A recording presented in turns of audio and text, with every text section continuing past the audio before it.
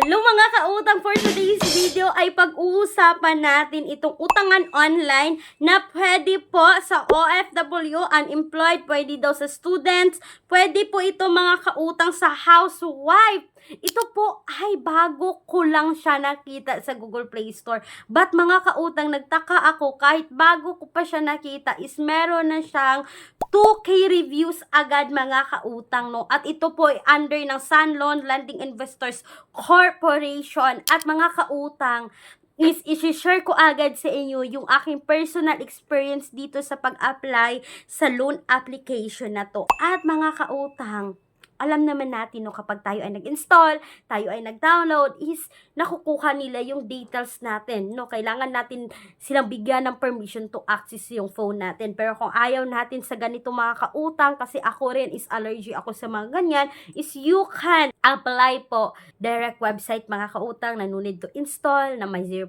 interest sa unang hiram, at iba pa nga mga kautang is 30 days agad sa unang hiram. Is ilalagay ko yung link sa description box or sa pen comment section ng video na ito. At eto na nga mga kautang, no, bago ko lang siya nakita, si Casyola Fast Safe and Cash. Mga kautang nga, Casyola. Iba yung Casyalo mga kautang, no, ito si Casyola Fast and Safe Cash. Oops!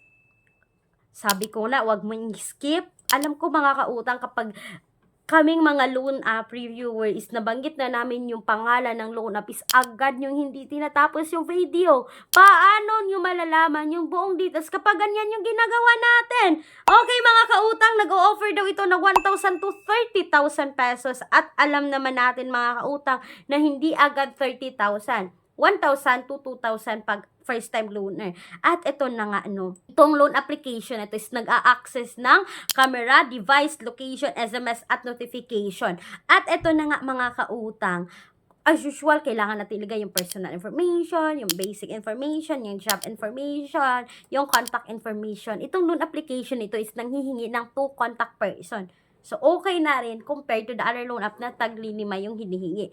At meron silang face verification mga kautang. At dito tayo sa valid ID nila, no? Yung valid ID na pwede is UMINT, SSS, PRC at passport. Ito yung mga highly recommended IDs nila. Pero may other option pa naman na postal ID, driver's license, national ID, teen voters ID, printed PhilSys ID, at yung PhilHealth ID natin mga kautang. As usual, no, teen ID yung ginamit ko sa pag-apply dito sa loan application na to. At eto na mga kautang, meron silang 60 seconds na evaluation.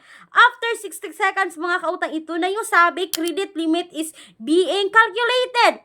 25,000 agad. Na-shock ako mga kautang kasi 25,000 agad yung nakita ko dito na offer nila. At pagkatapos dyan mga kautang, pag-click ko ng apply dito, is bumabalik siya mga kautang. What? Bumabalik siya doon sa personal information, sa job information, sa contact information, at sa face verification. Alam nyo ba mga kautang, 3 times akong paulit-ulit na bumabalik doon sa start kung paano ako nag-apply. I mean mga kautang, hindi naman ako na-fill out, pero parang pinipilit niyang i-check lahat ng details mga kautang. Pero chinek ko naman, tama naman lahat ng details na binigay ko, but hindi talaga na-proceed mga kautang. Until now, ito pa rin yung makita ko sa dashboard, 25,000 pesos.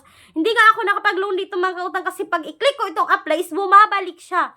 Mga kautang, kung ganyan yung na-experience nyo, katulad sa na-experience ko, feel free to comment down mga kautang para din mabasa na ibang commenters kung nag-go through ba itong loan application na to, kung nag-a-approve ba itong loan application na to, or kinukuha lang nila yung details natin. At ito na nga mga kautang, nagbabasa ako dito mga kautang sa Google Play Store.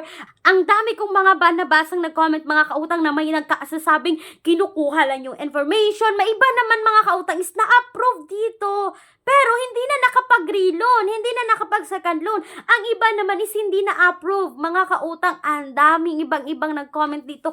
At wala talaga akong ni isang nag-comment or nakitang nag-comment mga kautang na nagbibigay ng loan details talaga, no, kung magkano yung naloan niya. Sabi niya, this app is scammers. Once you paid your loan, automatically, you're not renewal advice to all borrower. Hindi na siya nakapag-relong daw mga kautang. Ang iba naman nagsabi dito na hindi talaga nag-a-approve itong loan application na to, no.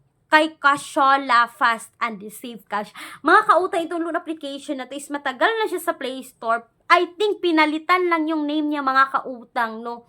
Pinalitan lang kasi hindi ko siya as a 2 years, hindi ko siya nakita. Ngayon ko lang siya nakita, pero may 2K reviews na. Para sa akin, mga kautang, pag ganitong loan application is hindi recommended. So now, mga kautang, i-update ko kayo kapag ako ay makapag-proceed dito kung ano yung update dito. Kasi mga kautang, no, nasa 5 hours na ako nag-apply dito, pero wala pa rin update. Doon pa rin siya, ganyan pa rin siya, mga kautang. 25,000 pa rin yung makikita. So mga kautang, sana po ay nakatulong itong short video ko about dito kay Cashola, mga kautang. At para sa akin, pag ganito, mga kautang, huwag nyo nang subukan. Ang dami ko nang nasubukan na utangan na hindi talaga recommended. Hindi talaga recommended, mga kautang. Sana po ay nakatulong itong video na to, mga kautang. At kung talagang naghahanap kayo ng pangmalakihan, like bank personal loan, mga kautang, you can email me right away, clariza@gmail.com. The offer minimum of 20,000, maximum of 2 million pesos. And please take note, mga kautang, that all applications submitted is subject for bank approval. Once again, mga kautang, this is Clariza, yung number 1 palautang. Dahil utang is life. Bye, mga kautang.